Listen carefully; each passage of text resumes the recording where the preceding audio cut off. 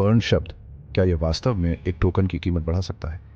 हमने अनगिनत crypto projects से बर्न शब्द सुना है, जैसे किसी जादू की तरह टोकन को जलाना उसकी कीमत बढ़ा देगा। लेकिन असलियत कुछ और ही कहानी कहती है।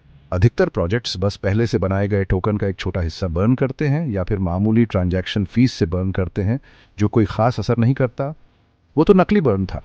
असली बर्न तब होता है जब वास्तविक मूल्य का उपयोग करके यूजर्स को इनाम दिया जाता है। और केवल एआईडब्ल्यू ने ऐसी स्ट्रक्चरल इनोवेशन बनाई है। एआईडब्ल्यू कुछ अलग करता है। हम असली राजस्व से बाजार से टोकन वापस खरीदते हैं और फिर उन्हें बर्न कर देते हैं। ये पैसा आता कहां से है? सबसे पहले प्रोजेक्ट निवेशों से। एरिको द्वारा पब्लिक कंपनियों और ग्रोथ स्टेज बिजनेस में किए गए असली निवेश। इनमें से 10% से 50% मुनाफा एआईडब्ल्यू टोकन खरीदने और जलाने में उपयोग किया जाता है।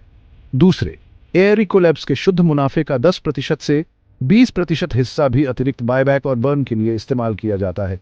जैसे जैसे कंपनी और उसका इकोसिस्टम बढ़ता है, वैसे वैसे बर्न की आवृत्ति और प्रभावशीलता बढ़ती जाती है। ये सिर्फ एक टोकन बर्न नहीं है, ये एक वैल्यू साइकिल है, एक इनाम प्रणाली जो दीर्घकालिक विश्वासियों के लिए बनाई गई है।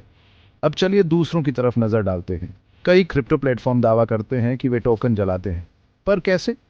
अप्रयुक्त सप्लाई को हटा देना या छोटी सी फीस के आधार पर ऑन टू बर्न करना। ज्यादातर मामलों में ऐसे बर्न से कोई वास्तविक मांग पैदा नहीं होती, ना ही कोई वास्तविक मार्केट प्रभाव होता है।